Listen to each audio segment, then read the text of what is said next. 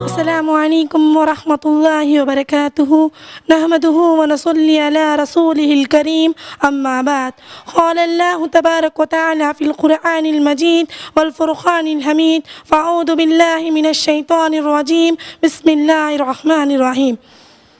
میرا نام فرزانہ بنت بادشاہ خان، میں دعویٰ کورس 3rd ایئر میں پڑھ رہی ہوں۔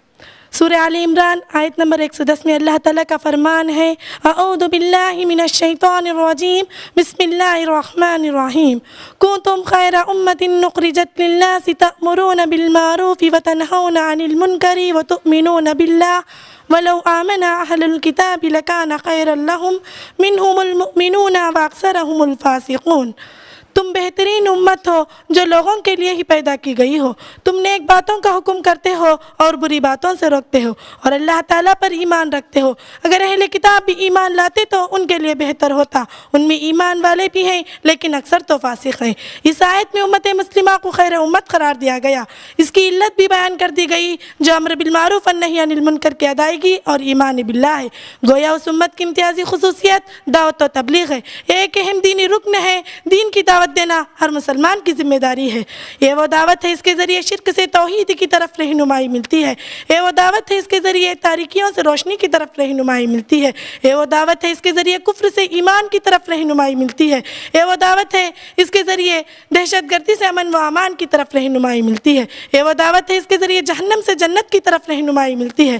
محترم سامعین و سامعات، امر بالمعروف کا مطلب ہے نیکی کا حکم دینا، النہی عن المنکر کا مطلب ہے برائی سے روکنا۔ اللہ سبحانہ و تعالیٰ نیکی اور نیک لوگوں کو پسند فرماتا ہے، برائی اور برے لوگوں کو ناپسند فرماتا ہے۔ اللہ سبحانہ و تعالیٰ اہل ایمان کو محض خود نیک بن کر رہنے اور برائی سے بچنے کا حکم ہی نہیں دیا بلکہ ساتھ ساتھ دوسروں کو بھی نیکی کا حکم دینے اور برائی سے روکنے کا حکم دیا۔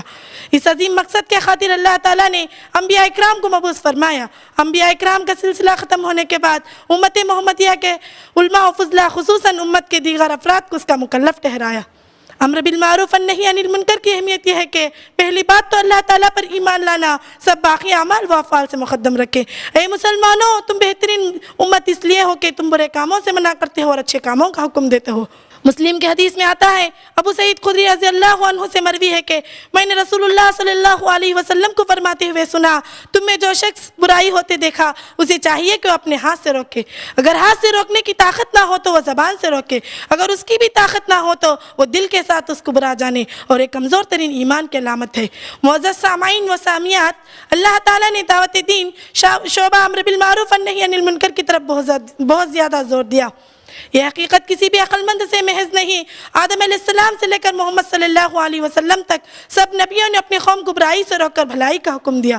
اگر ہم بعثت محمد صلی اللہ علیہ وسلم سے قبل حالات کا جائزہ لیں تو یہ حقیقت ظاہر ہو جاتی ہے، اہل عرب اس وقت بے حیائی، بربادی، ہلاکت کے زمانے میں تھے۔ خون ریزی، زناکاری، ظلم و زیادتی، شرک، بت پرستی، زندہ درغور کرنا، غرض تمام قسم کی برائیاں موجود تھیں، لیکن جب اسلام آیا تو ان تمام گناہوں کے افعال کو نکال پھینکا۔ لیکن آج کا حال یہ ہے کہ اس معاشرے میں برائی عام ہو گئی ہے، یہ اس وجہ سے کہ ہر اس فریضے سے کوتاہی کر رہے ہیں۔ جب معاشرے میں برائی رواج ہوتی ہے تو اس وقت لوگ کم رہیں گے، ایسے لوگوں کا سختی سے محاسبہ کیا جائے تو برائی کا ارتکاب کرنے والوں میں اضافہ ہو جاتا ہے۔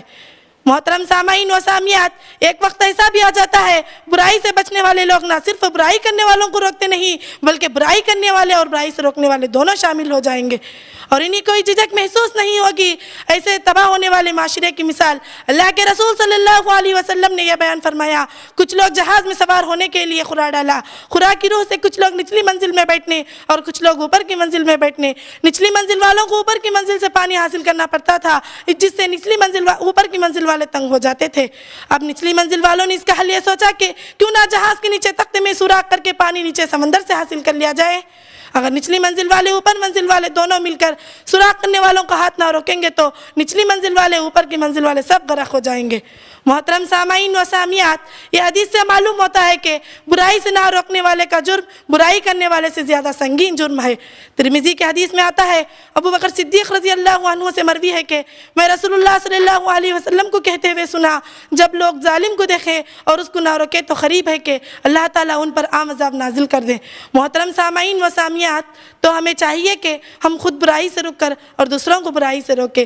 آخر میں اللہ تبارک و تعالیٰ سے دعا ہے، اللہ تعالیٰ ہم تمام کو امر بالمعروف والنہی عن المنکر کا کام انجام دینے والے بنائے، آمین ثم آمین۔ ربنا تقبل منا انک انت السمیع العلیم وما علینا الا البلاغ المبین۔ السلام علیکم ورحمۃ اللہ وبرکاتہ۔ اللہ اللہ